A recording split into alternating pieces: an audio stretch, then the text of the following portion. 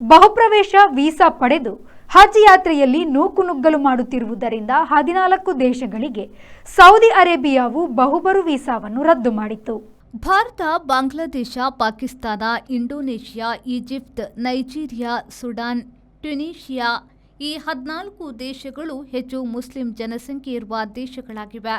ನಿಯಮಿತ ಸಂಖ್ಯೆಯ ಹಜ್ ಯಾತ್ರೆಯಲ್ಲಿ ಅವಕಾಶ ಸಿಗುವುದಿಲ್ಲ ಎಂದು ಈ 14 ದೇಶಗಳ ಹಲವರು ಬಹುಬರು 1 ವರ್ಷ ಅವಧಿಯ ವೀಸಾ ಪಡೆದು ಅನಧಿಕೃತವಾಗಿ ಹಜ್ ಯಾತ್ರೆ ಮಾಡುತ್ತಾರೆ. ಅದು ಇತ್ತೀಚಿನ ವರ್ಷಗಳಲ್ಲಿ ನೂಕುನುಗ್ಗಲಿಗೆ ಕಾರಣವಾಗುತ್ತಿದೆ.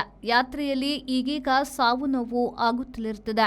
ಹಾಗಾಗಿ ಈ 14 ದೇಶಗಳವರಿಗೆ ಇನ್ನು ಮೇಲೆ 30 ದಿನಗಳ ಒಂದೇ ಬರುವಿಕೆಯ ವೀಸಾ ನೀಡುವ ತೀರ್ಮಾನವನ್ನು ಸೌದಿ ಅರೇಬಿಯಾದ ಸರ್ಕಾರ ತೆಗೆದುಕೊಂಡಿದೆ. ಅಕ್ರಮ ವಾಸ ತಡೆಯುವುದು ಕೂಡ ಇದರ ಉದ್ದೇಶವಾಗಿದೆ. ಮಮ್ಮಿ, ಸಮ್ಮರ್ ವೆಕೇಶನ್ಸ್ ಗೆ ಈ ಸರಿ ವಾಟರ್ ಪಾರ್ಕ್ ಗೆ ಹೋಗೋಣ. ಮಾನಸ ವಾಟರ್ ಪಾರ್ಕ್ ಗೆ ಹೋಗೋಣ.